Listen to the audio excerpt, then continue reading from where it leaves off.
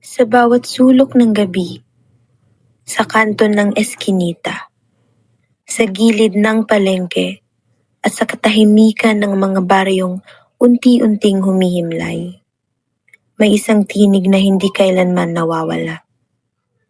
Isang tinig na bahagi na ng kulturang Pilipino. Ang sigaw na kahit sa pinakamadilim na oras ay nagbibigay ng buhay, lamig at lasap ng tradisyon. Inay balot, chicharon mani, pugo! Sa aming pag-iikot, una naming nakilala ang dalawang magkapatid na mambabalot na nagpatuloy sa hanap buhay na minana nila mula sa kanilang mga magulang. Ano po si Hilda Noceli, naka-star po sa San Antonio Tipayo. Ano po pagtitinda ng balot ang napili mo pong trabaho? Yung mga kasi ano pa si magurang ka, garo mana ko na lang. Ano po ang mga tabang na naitao kan pagtitindang balot po sa imo?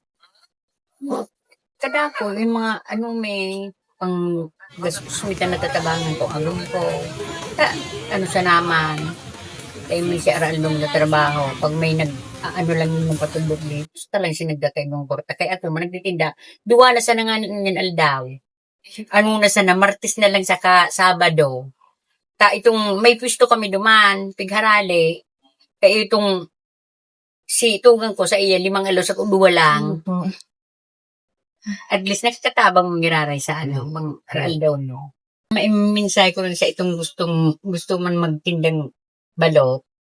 Okay man ang pagtinda kang balot, magayon, kakadilin siya ka talaga. O araw kanin sa kuya, o kadako namin kung naipundar, na kami motor, ngarungi. Si motor kung sino ang 3 years na hinulugan. Tapos na kang November. Sa pagbalot siya na. Sa bawat balot na naibibenta ni Aling Hilda, hindi lamang kita ang kanyang naiuuwi, kundi pag-asang bumubuhay sa kanilang pamilya.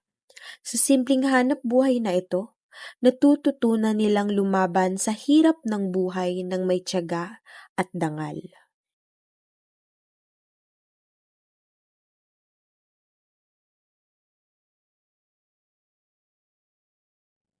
At sa aming pagpapatuloy, makikilala naman natin ang kanyang kapatid. Isa ring mambabalot na patuloy na naghahanap buhay sa ilalim ng parehong gabi. Vilma Agaw, 58 years old. Balot din. Ano po pagtitinda ng balot ang napili mo pong trabaho? Ayan po, dati po kaya negosyayan ka sa kuyang magulang. Tapos, ganda na siya. Ako na gadanas. Ano ang mga tabang na naitao po kan pagtitindang balot po sa imo? Nagulaon po. Diyan po, ang din siya sa pagtitinda. Nagula talaga na po. Ano po ang maitotoo mong mensahe sa ibang tao na gusto pong magtindang balot? Talaga, kaya nga ako po dati, ako ang presidente din sa Sanuyang asosasyon po, ang negosyo sa California. Ngayon sabi ko, sa mga kaiba ko, kahit po talagang inita, talagang dakula talaga ang Dilensyami. Saka, masabi nga na ang nag-seminar kami, talagang kamunakani, ang panindo ang mga edukador na tao. Ang sweldo ka, edukador na tao, siguro, minsan, 1,000 sa muya talaga, minsan 2,000 taas pa.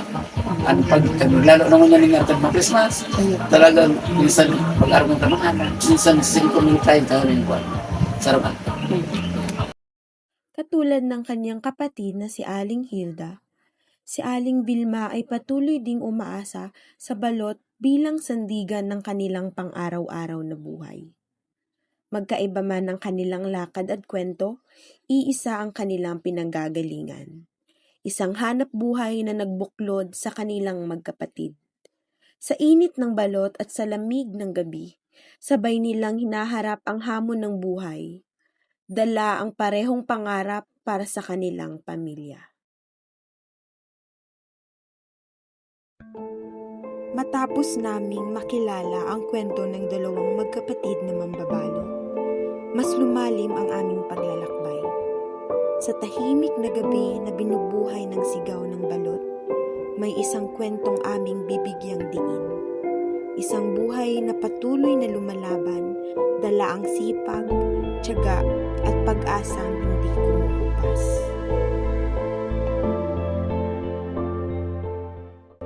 Ako po pala si Jake Adan. So, nagpuon ako magtinda ng balot. Nasa Bacolod. Bako ako hindi nagpuon magtinda ng balot. Duman ako kasi since duman kanto si trabaho ko, pilot pieces kaya kanto si trabaho ko, puon kang ako nakaagom. So, duman na ako sa Bacolod nagpuon magtinda ng balot. So, nagluwas ako duman sa saro kong trabaho. Ninhuli nga mas makusog ang kita ko digdiyo sa pagtinda ng balot compared duman sa naindot ko ng trabaho. Matapos naming makapanayam si Mang Jack, bumalik kami kinabukasan upang masaksihan kung paano niya inihahanda ang mga balot na kanyang ibinibenta, kung paano nagsisimula ang kanyang araw bago niya harapin ang gabi. Naabutan namin si Mang Jack habang maingat na pinipili ang mga balot na kanyang iluluto. Ipinakita niya sa amin kung paano niya tinitiyak ang tamang balot bago ito ihanda para lutuin, gamit ang kanyang mga kagamitan tulad ng flashlight, incubator at iba pang kasangkapan na mahalaga sa proseso ng pagpili. Yes, ako saro ko yan. So, pinipili ko na si dakulang siyo, si salit na siyo. Para pagluto ko, aram ko kung arin si salit na siyo, saka arin si dakulang siyo. So, aram na ako. So, ini ko dyan, nagsisilaw tayo na mga tago sa inyo. Nakapilak ko sa mga dalakula ini yun siya. Sabiya pong inok na luto nila ayun sa mga siya. So, araw kan itong pinoy ng higupin ng masaraw. So, araw siya kaiyan. Tapos, ito ay yung ito ba may damis na rin po. Ini pinoy tuyo niyo. Araw kan ituyo. Yan, sabaw. Pinoy sabaw. Sabaw. Ini araw kan niyo may damis na ni. So, araw kan dahil na niyo pwede. So, iaapo na niyo. So, yun itong mga sinasabi ko ng hali ko na talaga mga pingapo na siya. Nasaksihan namin kung gaano kasusi at maingat ang bawat pagpili ni Mang Jack. Walang minamadali dahil para sa kanya, dito nagsisimula ang kalidad ng kanyang ibinibenta. Pagkatapos nito, sumama kami sa kanilang bahay kung saan niya ipinakita ang buong proseso ng pagluluto. Mula sa paghuhugas ng mga balot hanggang sa tamang paraan ng pagpapakulo. Isa-isa niyang hinugasan ang mga balot ng masinsin at maingat.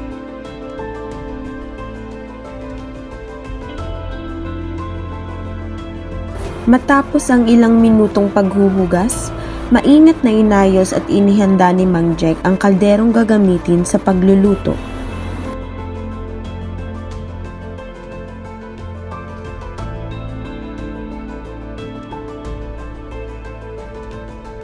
Ipinakita niya kung paano ang tamang paglalagay ng mga balot sa kaldero upang matiyak ang maayos at pantay na pagkakaluto ng bawat isa.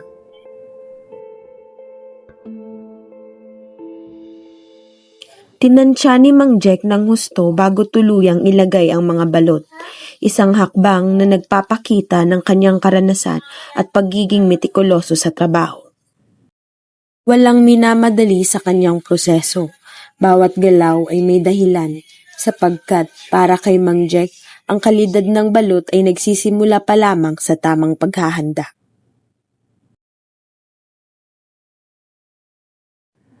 Habang hinihintay naming kumulo ang mga balot, inihanda ni Mang Jack ang mga mani at inasikaso ang kanilang mga alagang hayop. Ito'y patunay na sa gitna ng paghahanda sa hanap buhay, may oras pa rin siya para sa kanyang tahanan. Matapos ang halos isang oras na paghihintay, sa wakas ay luto na ang mga balot. Isa-isa niya itong hinango mula sa kaldero, dahan-dahang inalis at siniguradong walang mababasag sa bawat balot.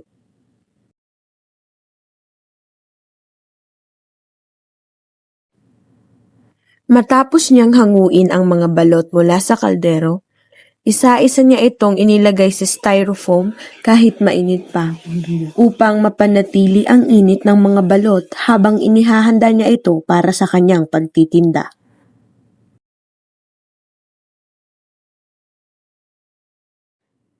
Saktong tanghali nang matapos ni Mang Jack ilagay ang mga balot sa styrofoam. Doon na kami pinakain ng kanyang pamilya. Habang kumakain kami, napansin namin kung gaano kasaya at kasimple ang buhay ni Mang Jack. Isang buhay na puno ng sipag at tiyaga, ngunit sabay na puno rin ng pagmamahal at malasakit sa pamilya. Sa bawat ngiti at kwento na kanilang ibinabahagi, ramdam namin ang init ng tahanan at ang kahalagahan ng bawat simpleng sandali sa kanilang araw-araw.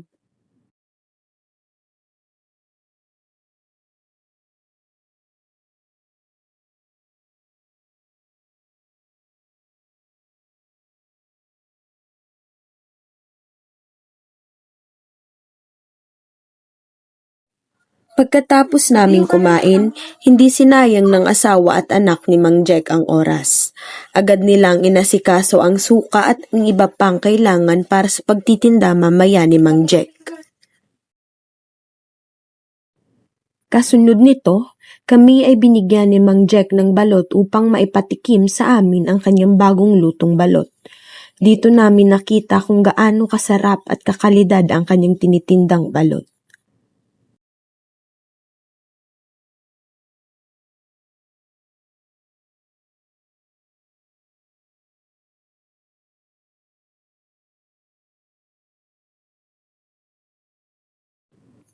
Saktong 3:00 ng hapon, sinimulan na ni Mang Jack ang paghahanda ng kanyang mga paninda.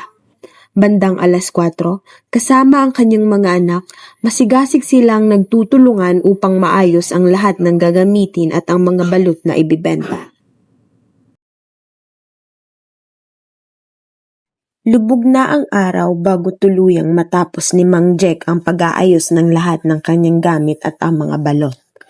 Sa puntong ito, inihahanda na rin niya ang kanyang sarili, sinisigurado ang lahat ng kagamitan, tunog at iba pang kailangan. Masaya siyang sisimulan ang gabi ng kanyang pagtitinda.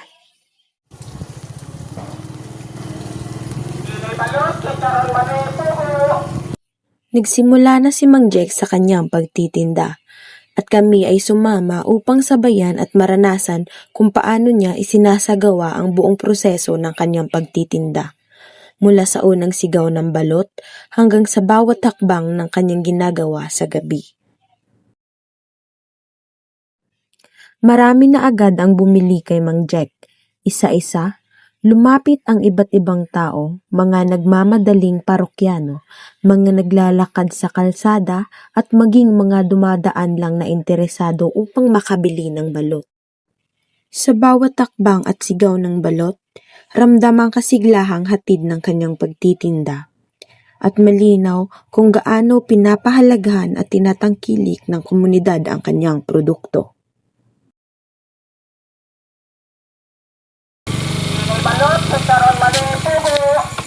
Marami na kaming nalibot na mga kalye. Pinasok ni Mang Jack ang iba't ibang iskinita at mga kasulok-sulukan upang maabot ang bawat taong naghihintay ng kanyang balot.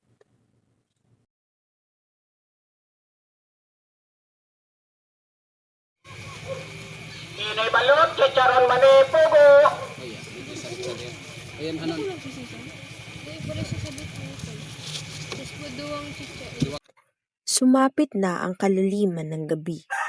Sa puntong ito, napagpasyahan na ni Mang Jack na umuwi ng kanilang bahay. Sa kanyang pag-uwi, sumakay kami sa kanyang e-trike. Isang sandaling ginugol namin sa pakikipagkwentuhan habang patuloy na umaandar ang kalsada at unti-unting humuhupa ang ingay ng gabi. Sa puntong ito, nagsimula na ang aming pakikipagkwentuhan kay Mang Jack. Ito masaklap itong sa Binagyo. Nasa Binaloy naman ako. Sabi, may kayo man ako itong aki. Ara-alalay ko maning aki. Kumbaga, so, nakuld up ako duman. Ano pala, bali, may pa to mga bandang 7:15 araw kaya. So, Di pa may kuryente, ay ano pa, kumbaga, pinalaog mo na kami, balaan, pinalaog mo na kami, pinabenta mo na kami sa Binaliw. Kasi duman sa Binaliw daw, tahon siya. So, tapos, pagluwas mi, duman na siya nag-abang. Duman nag-abang, so may patukan din kayo kami. Kaya may sa inutan may igwang badil, sa tagiliran, sa likodan, may mga balisong kutsilyo si Darang. So yun, nangyari, tinaw ko na lang si Bilog na benta. Tapos, nagkura pa ng mga paninda, ng mga item, ng balot. Tapos may soft drinks pa akong kantong daradara. Nagkura akong soft drinks, may beer, itong hinkan. So nagkura ako. Na ano, dadakot si nagpultak sa mundo. Yeah, grabe na din ang kinagihan sa pagbabad.